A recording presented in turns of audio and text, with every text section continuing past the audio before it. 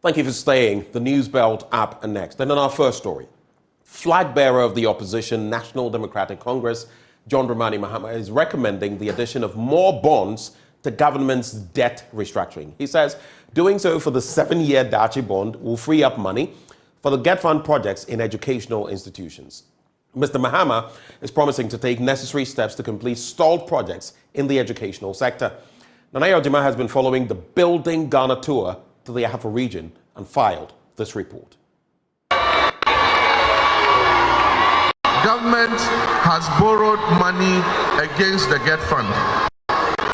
And so, money that should have come into the Get Fund to pay contractors who are working on projects in your colleges and your secondary schools has been taken in advance through the 7-year Dachi bond.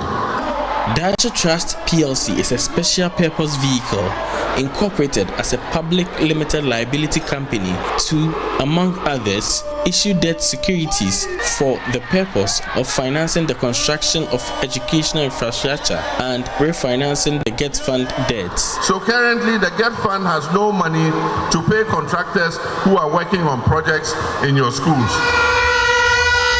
The Building Ghana tour, which seeks concerns of various groupings, have made stops in some educational institutions.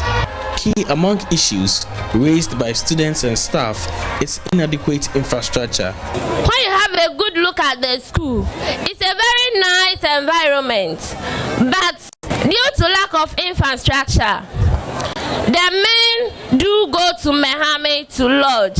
So as you come today, students of St. Joseph College of Education is asking that you come to our aid, help complete this multi-purpose building.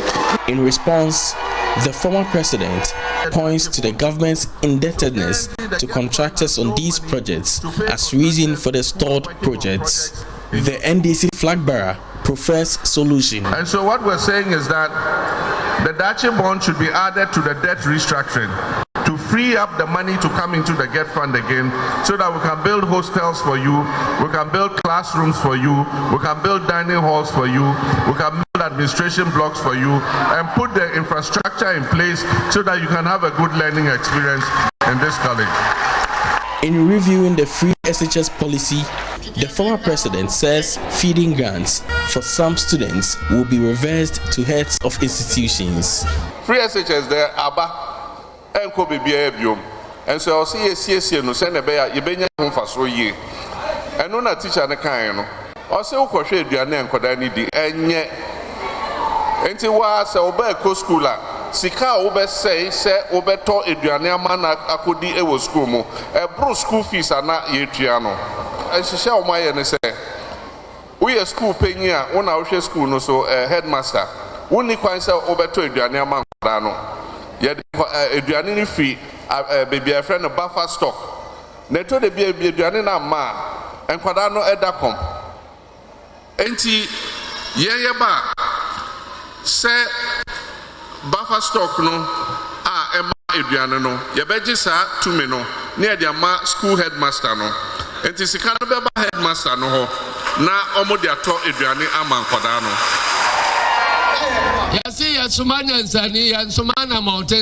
Meanwhile, the chairman of the National Democratic Congress, Johnson Esiedun Ketia, is entreating the electorate to consider the track record of candidates who put themselves up for election.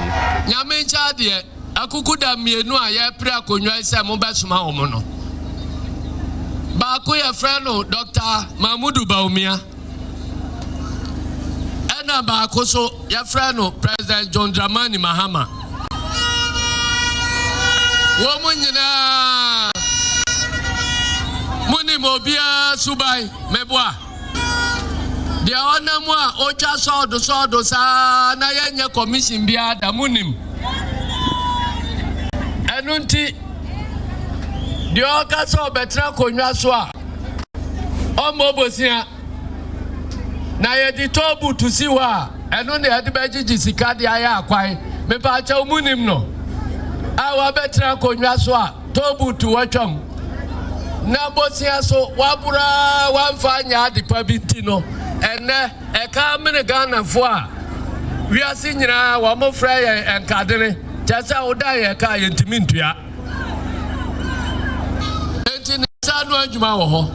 And no Nisuba and Wadan and you or Maimu, so can't send a Bamuana Emamuno. Monfan Toto, dear President Mahama Soka, say Bamuana Emam.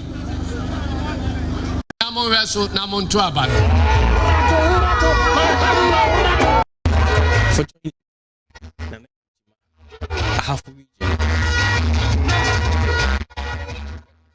Well, from politics, let's talk development. The Ghana Boundary Commission is hosting a maiden experience sharing workshop on the development and operationalization of national boundary structures for some South African Development Commission countries and representatives of Ethiopia. The commission was chosen as a result of its impressive work in boundary issues in Africa. Speaking at the workshop, National Coordinator of the Ghana Boundary Commission, Major General Emmanuel Kotia, said the commission was ready to share its success story to encourage and empower boundary commissions in other African countries. The main objective of the workshop is to add to the strengthening of the capacities of the Boundary Commission of the targeted countries for decision-making on border or boundary governance. Among others, it will also include, but not limited to, having a continent with well-resourced national boundary institutions for the effective execution of their mandates. National Coordinator of the Ghana Boundary Commission, Major General Emmanuel Kotia, says the workshop will also discuss lessons learned and make proposals for what should be changed or reinforced. It's meant to assist the Southern African Development Cooperation countries to establish structures for their boundary commissions. And apart from the Southern African country, includes Ethiopia. Now what is happening is that the German government, using the conduit of GIZ, is trying to encourage a number of African countries to establish boundary commissions. Ghana's boundary commission is a success story in Africa alongside a few countries. As a result of that, they've selected Ghana to host this experience sharing workshop so that the various countries who are coming would be able to learn from our story so that they can establish boundary commissions that will assist clearly in the activities of cross-border cooperation along the African continent and in line with the African Union Convention on Cross-Border Cooperation. The selection of Ghana is because of the success story of the Ghana Boundary Commission. The Ghana Boundary Commission has been able to establish itself. We have a number of frameworks that has established the Boundary Commission. We have got strategic plans. We've got various frameworks that makes the Ghana Boundary Commission one of the outstanding commissions, boundary commissions in Africa. Apart from that, the success story is related to the activities that we have conducted with our neighboring countries, both maritime and the land sector with our neighboring countries, and various meetings and conferences that the Ghana Boundary Commission have participated and demonstrated the various documents relating to our maritime domain. Deputy Lands and Natural Resources Minister in charge of Forestry, Benito Usubio, says soon a bill will be sent to Parliament to enable the Ghana Boundary Commission to also deal with internal boundary disputes. Until just 2021, it was just a commission, but it was only on paper. But then when the current coordinator was appointed, he transformed the entire boundary commission for it to be actually performing its mandate. Currently, this success story has gone round and is being admired by all countries across Africa, to the extent that others also want to come in to come and experience what we are doing here, especially with the Ghana Boundary Commission. We started with our neighboring countries, that's Togo, Burkina Faso, and Ivory Coast. For instance, even people in Ghana still see them as the ones that should deal with internal boundary disputes. This is an area that is not within their mandate or scope, but we've asked them, and they think they are up to the task, to the extent that very soon we shall be presenting to to Parliament a new bill, yes, which has actually been approved by Cabinet, a new bill that is going to reform the Ghana Boundary Commission to even include some aspects of internal boundary dispute resolutions as well, so that it helps everybody in Ghana. Surveyor and Director General of the National Boundary Commission of Nigeria, Adamu Adaji, says he's impressed with the work of the Ghana Boundary Commission. It's a very novel idea and very, very commendable, because it's important that the African states establish their boundary commissions for effective management of their boundaries, of the various boundaries, and promotion of integration and cooperation amongst the African states. So it's a very good one, and we're happy to be here to share of our experiences with our other sister countries in Africa.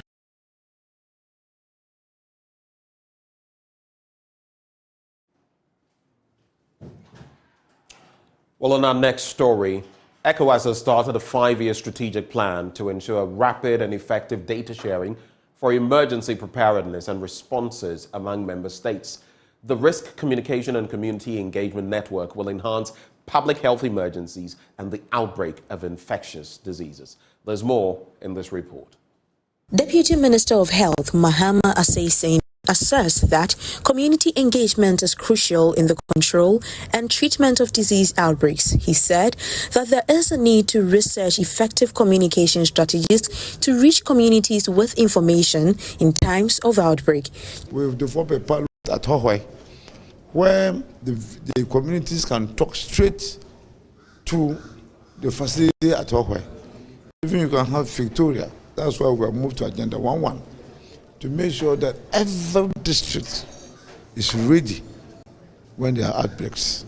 And when there are outbreaks, we know exactly what to do. We should be alert and take a lot of precaution and preventive measures. We need to live.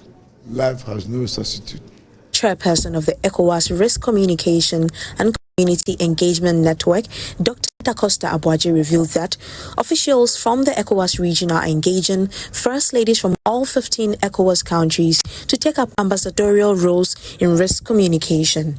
He stated that the RCCE has put in place plans to make funding readily accessible to the ECOWAS countries in times of outbreaks of infectious diseases. Normally, in disease outbreak, other disease areas such as laboratory, surveillance, and case management are given priority.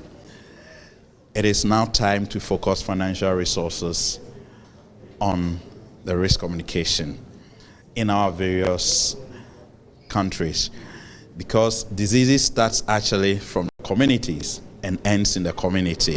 So we cannot ignore the importance of communities and risk communication. We're going to have a new strategy, a 5-year strategy to guide us. Engagement of the first ladies as ambassadors for risk communication. First, we went to Zambia. We engaged the first lady and the vice, and they have now accepted to be advocates. We then moved to Sierra Leone, and we did the same. If sustained, the Risk Communication and Community Engagement Network could properly position the region in the event of an outbreak. Rejoice Semefakpesi's report, read to you. Let's talk health now. Ghana will start manufacturing tuberculosis and malaria vaccines by the second quarter of next year. Speaking at the launch of the short course in clinical research methods in tuberculosis in Kumasi, the Presidential Advisor on Health, Dr. Anthony Nsiansari, disclosed the vaccines would be produced at the National Vaccine Institute to improve the health system. Dr. Nsiansari also mentioned that the European Union has supported Ghana with 32 million euros to produce vaccines. We realized that during the COVID vaccines period, we had a lot of problems of COVID, of a vaccine, geopolitics, nationalism, and we didn't, even though we want some, we didn't have. So we decided that we shall join the Pan-African Vaccine Manufacturing Initiative, and Ghana will be a vaccine manufacturing hub in Africa. And God being so good, there are 2 factories. One of them is finished, and as we speak now, the processes of manufacturing or doing fill and finish for anti-snake vaccines is ongoing in one of the plants as we speak now. The other one has come out of the substructure, and we are hoping that by second quarter of next year, it will start producing at least fill and finish, and then from the upstream to downstream, its own vaccines.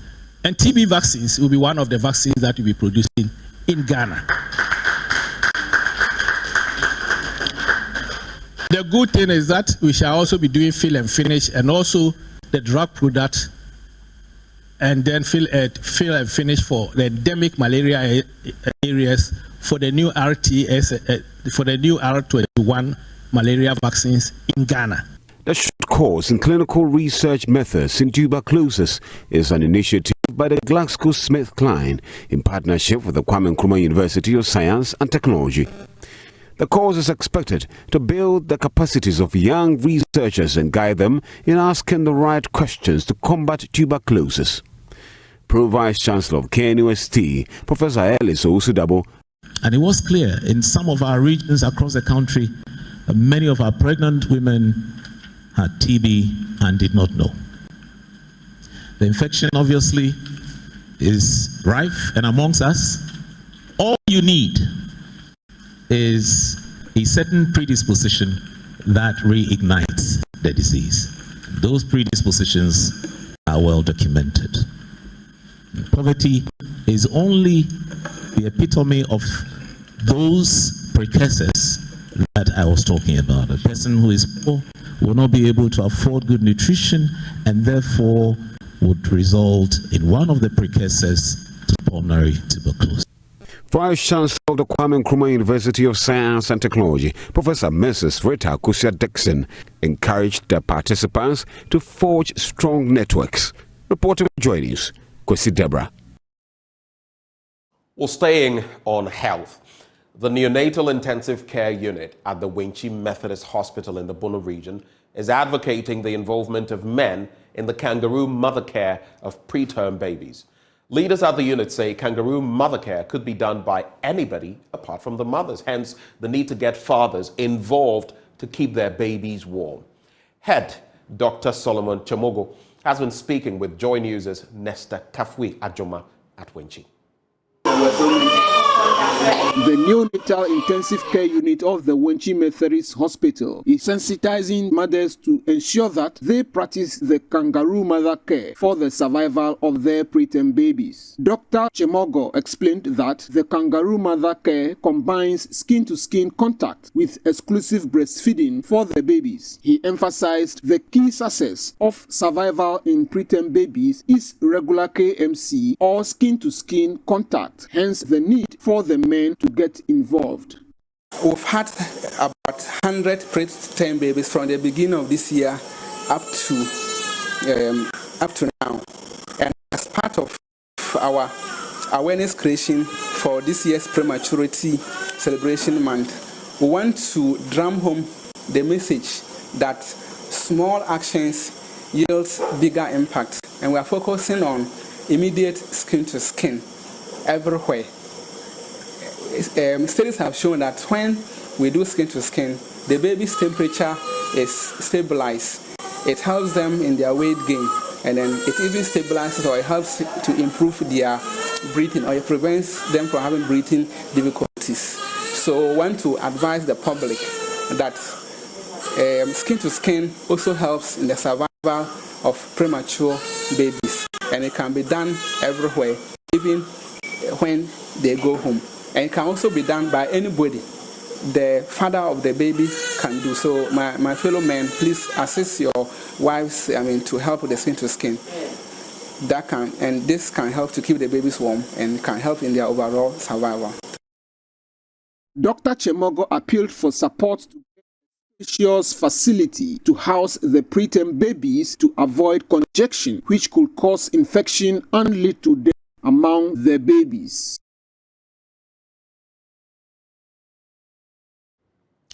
Now, the country manager of the International Development Enterprise, Abdul Momin Damba Tahidu, says his outfit is worried about the unfair treatment meted out to women who want to venture into farming. He's asking the relevant authorities to remedy the situation. Here's Rafiq Salam's report from the 3rd Annual Farmer Exchange Program at Tindomo in the Wa West District. The International Development Enterprises, IDE, for the 3rd year running, has held a farmer exchange program. Farmers from their operational locations across the country were brought in to share ideas, challenges, and for them to plan ahead for the succeeding seasons. Input dealers, output marketers, technical experts, and officials of the Ministry of Food and Agriculture were also brought in to share their experience and for them to learn best farming practices to improve on their farming activities. Country manager of IDE, Abdul Momin Damba Tahidu, threw further light on the program. These smallholder farmers should be able to exchange ideas about what is not working within their communities and also to learn from each other about what is working in their respective locations and how they can actually leverage on each other's learning to improve what they are experiencing. The other thing we are hoping they should be able to build on is resilience. We believe there is so much power in building the right relationship.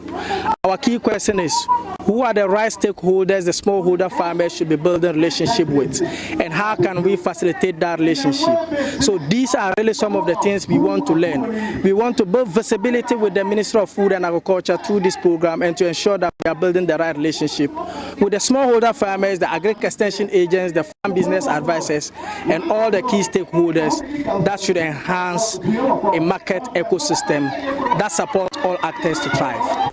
Abdul Momin Tahidu expressed worry over challenges that rural farmers are faced with, calling on the government to help fix them to ameliorate their sufferance. I think gender is critical. There are actually existing norms within the community, which is sidelining critical members within the communities to be able to participate effectively within the communities. And so as much as possible, some of the challenges we have faced is women do not have access to capital. Women do not have access to land. Women do not have access to some of the fundamental needs required for them to play an active role in agriculture.